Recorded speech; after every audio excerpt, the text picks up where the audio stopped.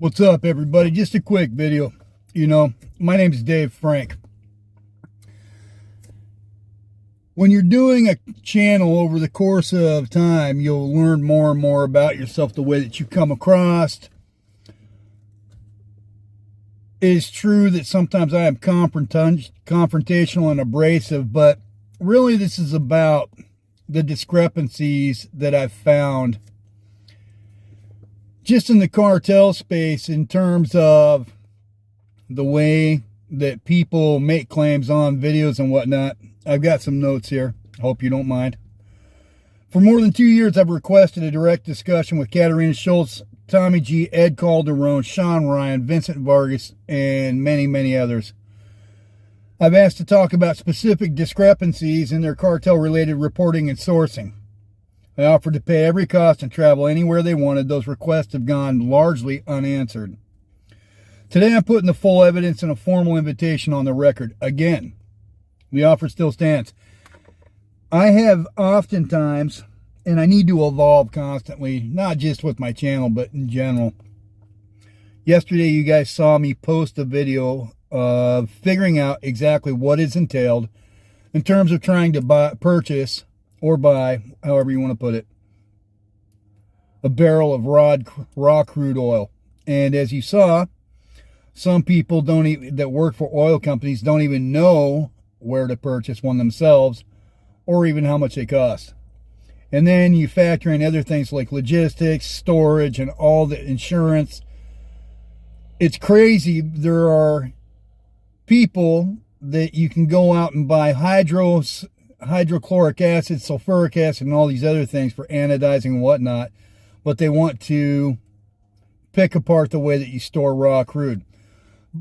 Bottom line being is that the investigation isn't fancy, but I'm very meticulous in the way that I do things, going down and figuring out line after line after line where we go. I've done the same thing with cartel stuff, and a lot of people don't like it, but the way that I come across is sometimes unprofessional, and I need to change that. I didn't start this publicly. I started privately multiple times over the years. In fact, I first started with Ed Calderon going way back to 2015 or maybe even 2014. Could be 2016. But I started it privately by asking who and when and where Ed Calderon was vetted, etc. And Ed has known about me for a decade at this point. We have conversed privately in Facebook, but the bottom line is these many years later, Ed's second last name is still unknown. There are discrepancies with his training with Navy SEALs, and I've brought a lot of this stuff up, and I've tried to do so politely and professionally. These aren't minor, I reached out because I saw clear problems in how certain claims were being presented as fact. Not minor differences of opinion, specific discrepancies in sourcing, timelines, and attributions that affect how people understand what's actually happening with cartels, fentanyl movement, and the operations on the ground in Mexico. I didn't ask for debates or gotcha moments. I asked for direct, good faith conversations where we could lay out what each of us actually knows and where the information came from. I made it as easy as possible. I said that I would cover travel, and I still will, lodging, and whatever was needed. I was willing to meet on their terms on neutral ground or anywhere else. The response has largely been silence. Not, here's what I got from that. Not, let's compare notes. Just nothing. Why this matters. This isn't about personalities. It's about the information people are using to form opinions on serious issues. Issues that affect all of us. Border security, cartel operations, and the drug trade that's killing Americans every single day. And Mexicans as well. When someone with a platform puts out reporting, and I'm using that term loosely, on these topics, especially when they present it as insider or verified knowledge, the public deserves to know the foundation of those claims. Be willing, or those sources matter. Methodology matters.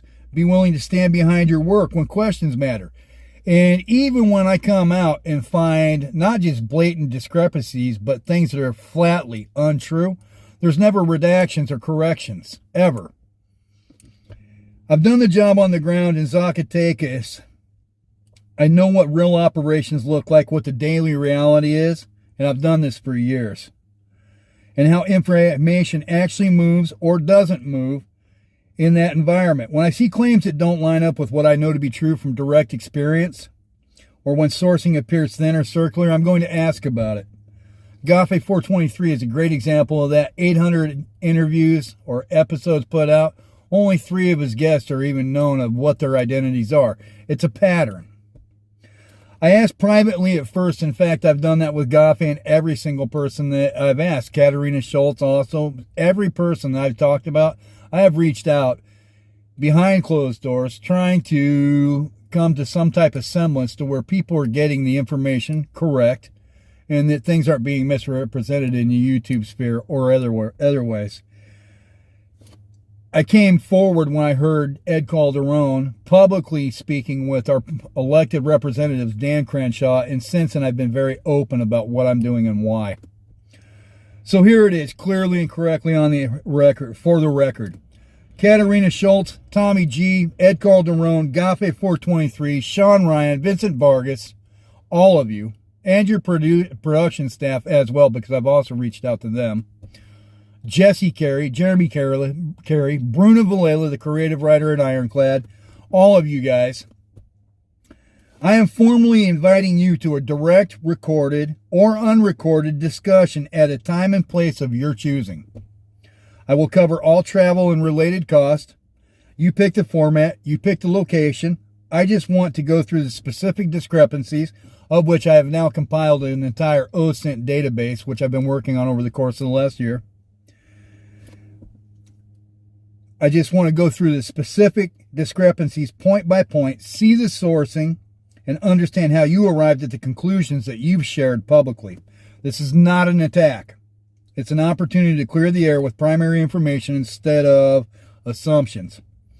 If the work is solid, this should be easy.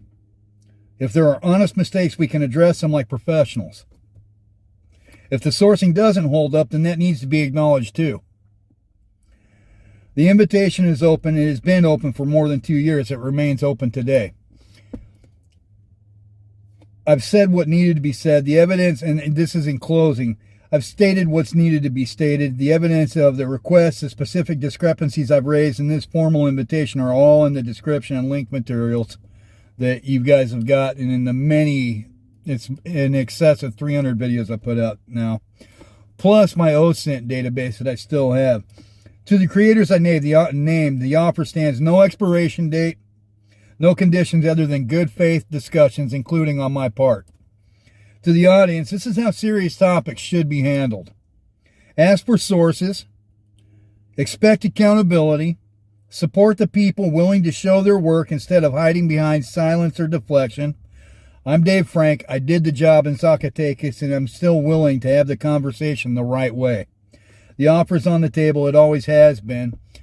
And I want to say thank you for watching, but also I want to extend a heartfelt apology for anywhere I may have overstepped, including my sense of humor with rubber bullet CQBs, which is a legitimate invite with Sean and Vince, but it's not unhinged. And it's all in the gamut or in the essence of having fun and having an honest discussion about topics that these people report on or create content on daily. And I'm putting that out there. Having this channel, I've learned how I come across speaking, cussing, the aesthetic appearance, audio, software, and a lot of other things. And sometimes I am too abrasive. But I'm putting that out there openly and professionally, and not in an accusatory or an aggressive way at all. Thank you so much. Have a wonderful day. Talk soon. Cheers.